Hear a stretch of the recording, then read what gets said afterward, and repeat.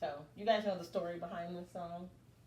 That I recorded this song. I wrote this song like 4 or 5 years ago. And then I like kind of tossed it away. Dad wants attention. Wow. He's right there. Oh.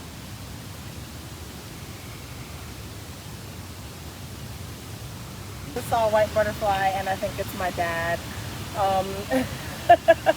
So that's super special.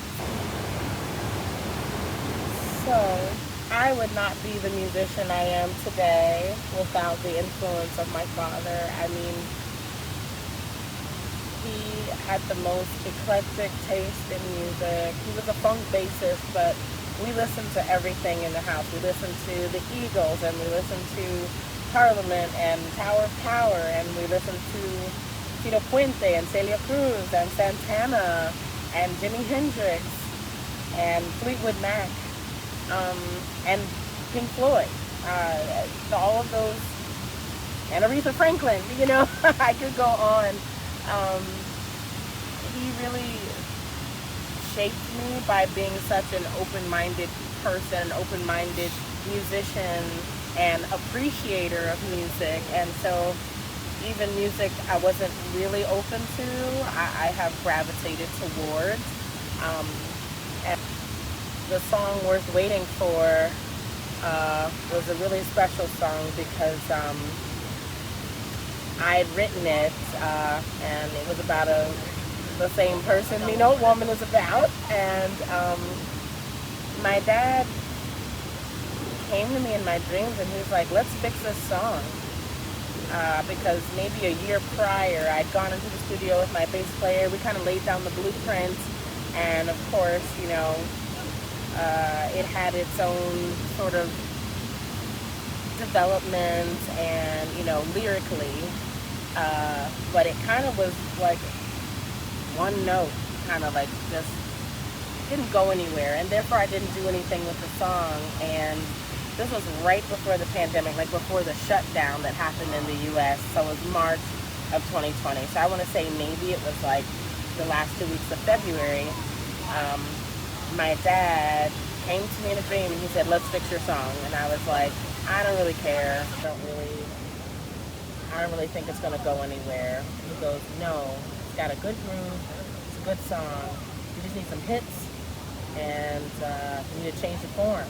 Tried to go to sleep, so I was like, la, la, la, la, la. And I was like, okay, whatever. And I think I was in the middle of the heartbreak of the relationship ending, and I think I was in a tender spot, and I wasn't ready to surface actually the empoweredness that those lyrics have. The lyrics, you know,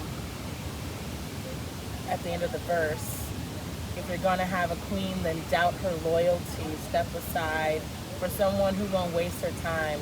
And I think I felt so broken and sad that I really wasn't ready to embody that person who wrote those lyrics.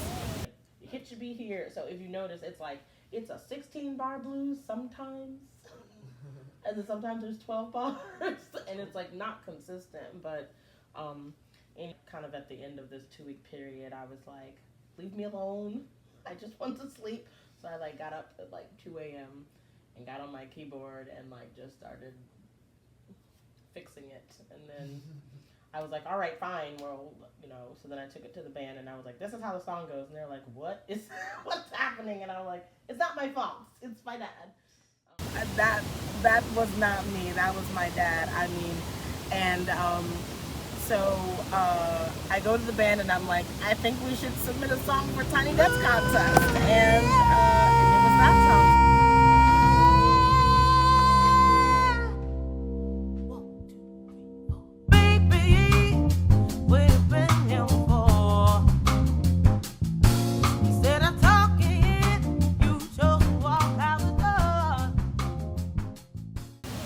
Kind of had to vocally explain to them, similar to She Ain't Me. I had to vocally like record what I was doing and have them listen to it so they would understand what it is I wanted Um, Specifically the drum groove, like, which is a little bit different from what I had before, but it was like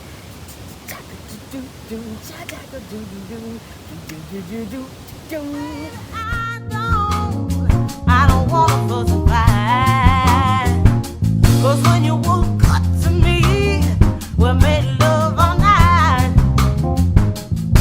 If you're not ready for a queen, then you should leave me and step aside for someone who won't waste the time. Every night, like clockwork, like every night. As soon as I got to that REM sleep, it was like, so here's what I think you should do. I mean, it should be a blues funk, and it should sound like this. And I was like, blah, blah, blah, blah, blah. So I want to say the final 3 days of this 2 weeks, I was like, fine. So I was like, whatever. So I just give in and I start listening, and I would like, it was like lucid dreaming. So I would kind of wake up out of sleep and write stuff down. And I was like, okay, yeah. And then I would go back to sleep with intention to get back to my dad arranging the song. And I was able to. So anyway, the last 3 days I'm lucid dreaming, and like I'm like, okay, hits here, or like in which part of that song. And if you listen to the form, it's kind of crazy. Like sometimes it's a 14-bar blues, and sometimes it's a 16-bar blues. Like, but it's definitely funky. But it does have blues changes, and I didn't do that. That was not me. That was my dad.